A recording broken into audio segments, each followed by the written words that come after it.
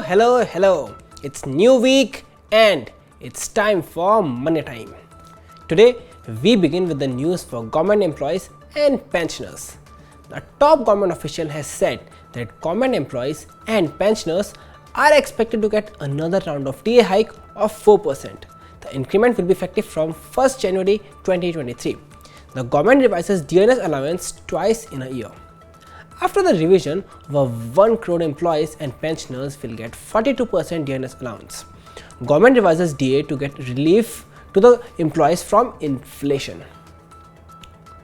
CBDT Chairperson Nitin Gupta said around 13 crore citizens in the country have still not linked their PAN with Aadhaar.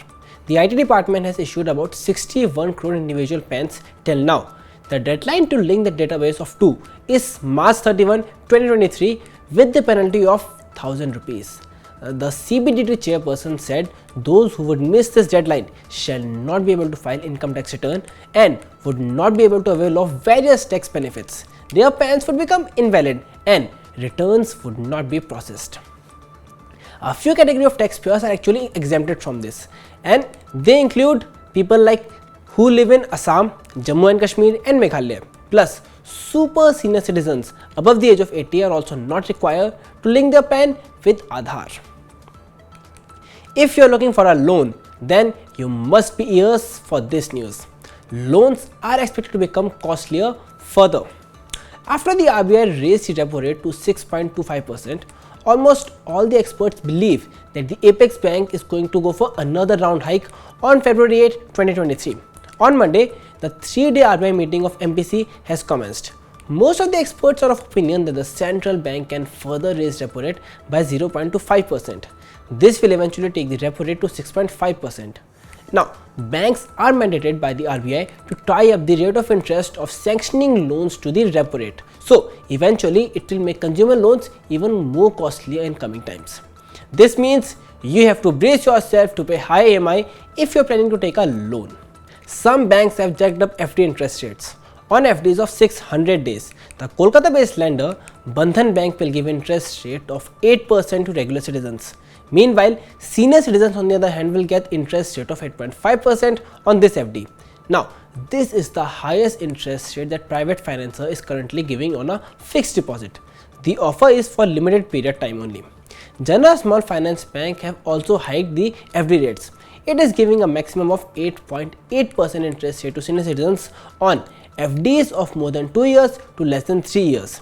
Meanwhile, regular citizens will get 8.1% interest rate. If you are looking to invest in direct plans of alternative investment funds, here is a good news for you. SEBI is planning to make it mandatory for mutual fund companies to give the option of direct plans as well to investors. These direct plans would be of all schemes of alternative investment funds or AIFs issued by AMCs. Notably, mutual fund companies have jacked up commission they charge on indirect plans of AIFs. This has made indirect plans out of the reach of retail investors because they were being forced to pay a hefty commission. Now, mutual fund companies will be required to issue direct plans as well, which will attract lower commission. SEBI has taken this step to make AIFs more investor friendly. Finance Secretary TV Somanathan said the government's decision to raise investment threshold in small savings scheme will be highly beneficial for senior citizens and middle class. Such section of society invest in safe government deposit schemes to earn higher returns than banks.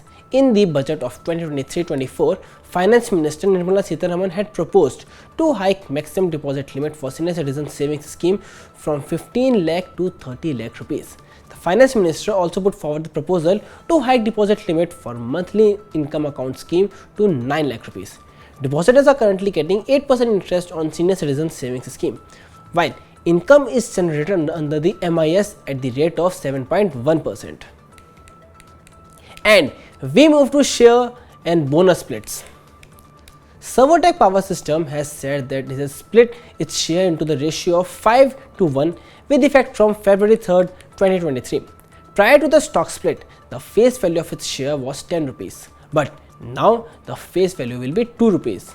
The company would also pay its shareholders an interim dividend of 20 paise per share. Its stocks are listed only on NSEs. But on Monday, the scrip jumped almost 5% to close at 48.55 rupees on National Stock Exchange. Car sales kickstart year 2023 on a top gear. According to Auto Dealers Association, FADA, auto majors such as Maruti Suzuki, Tata Motors, Hyundai have sold more than 3.4 lakh passenger vehicles in January 2023. Meanwhile, two-wheeler manufacturers on the other hand sold more than 12 lakh units.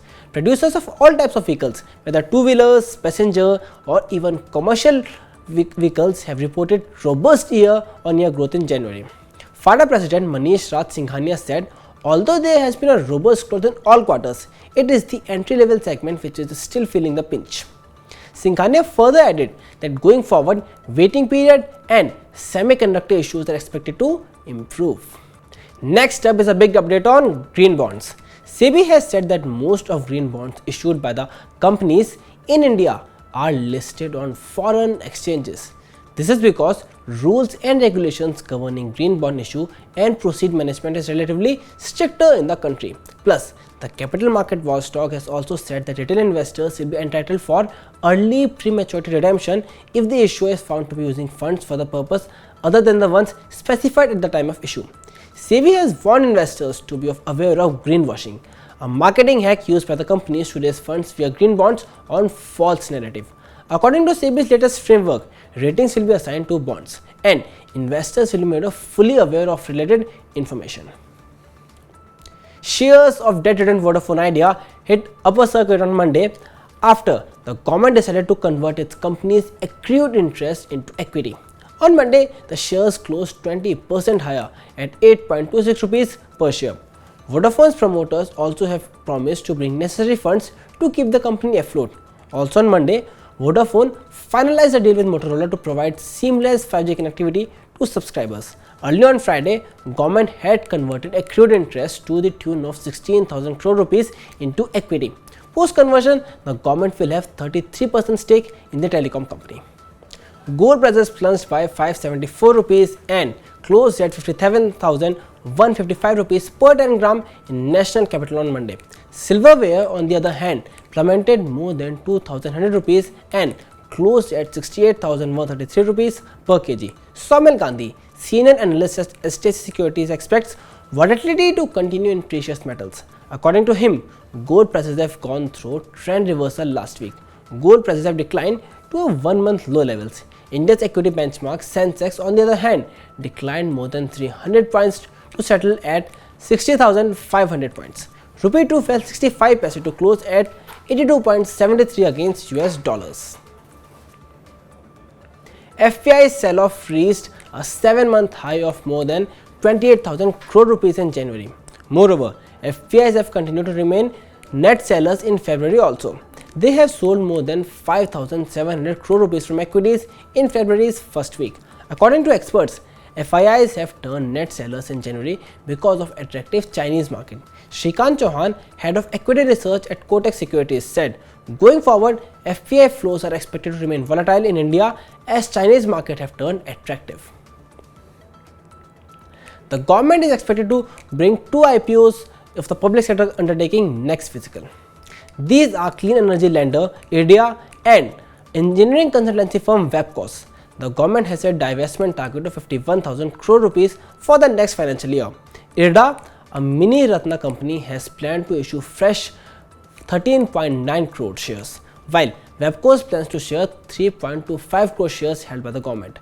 The former is a lender for green energy projects, while the latter is an engineering consultancy and construction services firm. It is awarded projects under Jal Shakti Ministry. And with this, we wrap up today's session. But for more such content, you can follow us on Facebook, Twitter, Instagram, and also on our app.